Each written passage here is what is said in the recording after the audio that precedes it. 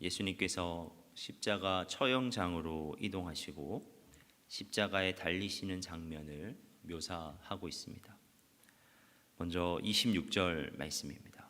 그들이 예수를 끌고 갈 때 시몬이라는 구레네 사람이 시골에서 오는 것을 붙들어 그에게 십자가를 지워 예수를 따르게 하더라. 26절을 보면 로마 군병들이 예수님을 끌고 갈 때 구레네 사람 시몬을 잡아 그에게 십자가를 대신 지우고 예수님을 뒤따르게 하였습니다. 구레네는 지명의 이름인데 아프리카 북쪽 해안에 위치한 도시의 이름입니다. 그러므로 이 시몬이라고 하는 사람은 아마도 유대인 디아스포라로서 유월절을 맞아 예루살렘을 방문한 순례자였을 것입니다. 그리고 마침 그때 사형 판결을 받고서 십자가를 지고 가는 예수님을 구경하는 무리 속에서 그 광경을 지켜보고 있었던 사람이었을 것입니다. 그런데 로마 군병들이 구경하는 무리 속에 있었던 그 구레네 사람 시몬을 갑자기 끌어내어 예수님의 십자가를 대신 짊어지고 가도록 시킨 것입니다. 당시 관습에 따르면 십자가형을 선고받은 죄수는 자신이 못 박힐 십자가를 그 처형 장소까지 지고 가야만 했습니다. 총독 관저로부터 골고다 언덕까지 이르는 그 십자가의 길은 그 거리가 약 500m 정도 되었습니다. 그런데 전날 밤새 겟세마네 동산에서 기도하시고 또 이른 새벽부터 체포되어 이리저리 끌려다니시면서 신문과 채찍질을 당하신 예수님께서는 기운이 소진되어 도저히 그 무거운 십자가를 제대로 지고 가실 수가 없었습니다. 아마도 십자가를 지고 가시다가 여러 차례 넘어지시면서 시간이 지체되자 로마 군병들이 시몬을 붙들어 십자가를 대신 지게 했을 것이라고 그렇게 여겨집니다. 어떻게 보면 시몬은 우연히 붙들려 비자발적으로 십자가를 지게 된 것입니다. 하지만 그 우연은 그에게는 상상하지 못할 복이 되었습니다. 구레네 사람 시몬은 이 사건을 통해서 예수님을 알게 되었고 훗날 예수님을 믿는 자가 되었습니다. 마가복음 15장 21절과 로마서 16장 13절을 볼 때 그는 교회 내에서 꽤 알려진 인물이 되었으며 그 자신뿐만 아니라 그 일가족이 구원받았다는 것을 우리는 알게 됩니다. 구레네 사람 시몬은 비록 엄격결에 그리스도의 십자가에 동참했지만 결국 온 가족이 구원받게 되는 크나큰 종을 입게 된 것입니다. 사랑하는 여러분, 이를 볼 때 우리 역시 십자가를 지고 가는 것이 은총이라는 것을 알아야 합니다. 우리도 엄격결에 고통의 십자가를 맡아 지고 가야 할 때가 있습니다. 그러나 어떠한 경우이든지 그리스도를 위해 십자가를 지고 가는 것은 축복이요 은총입니다. 우리가 십자가를 짊어짐으로써 죽을 것 같은 고통을 느낄 때도 있지만 실상은 그 십자가로 말미암아 우리가 영적으로 살 수 있습니다. 그 십자가는 우리의 교만을 꺾어 겸손하게 하며 그 십자가는 우리의 죄악으로부터 우리를 자유하게 하고 그 십자가는 우리의 모난 성격을 깎아 주님 닮은 성품으로 변화시킵니다.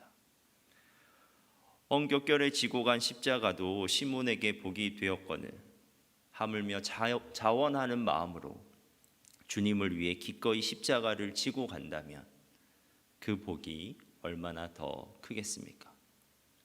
여러분, 주님께서 각자에게 맡겨주신 십자가를 은혜로 여기며 믿음과 감사함으로 그 십자가를 지고 갈 수 있는 복된 성도님들 되시길 간절히 바랍니다. 그리고 27절을 함께 보도록 하겠습니다. 27절입니다. 또 백성과 및 그를 위하여 가슴을 치며 슬피 우는 여자의 큰 무리가 따라오는지라. 예수님께서 결박을 당하신 채 로마 병사들에게 끌려 십자가의 길을 비틀거리며 걸어가고 계실 때 많은 사람이 그분을 따라가고 있었습니다. 그 사람들이 다 예수님의 죽음을 안타까워하는 사람들은 아니었습니다. 호기심 때문에 지켜보는 사람들도 있었을 것이고, 아니면 예수님에 대한 적대감을 가지고 그분을 조롱하며 그분이 돌아가시는 것을 두 눈으로 똑똑히 확인하고자 쫓아가고 있는 사람도 있었을 것입니다.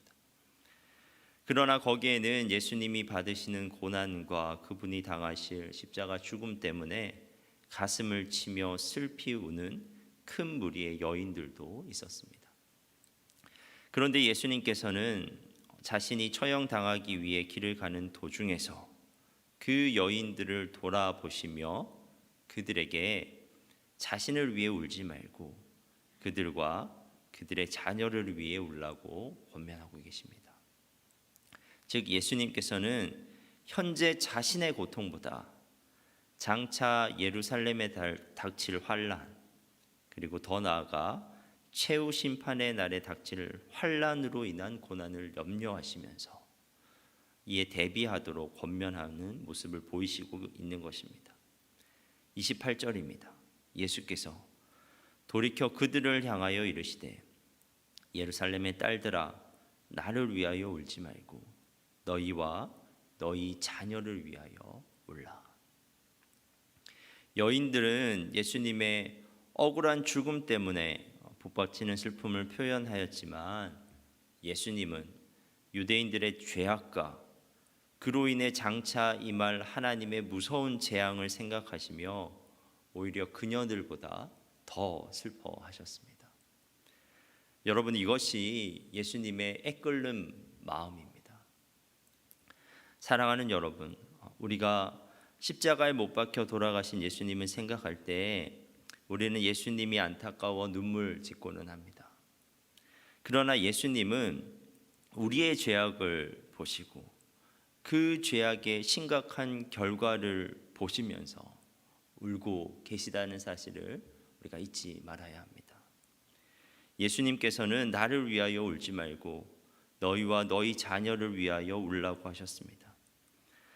그런데 이 말씀은 그저 울고만 있으라는 것이 아닙니다.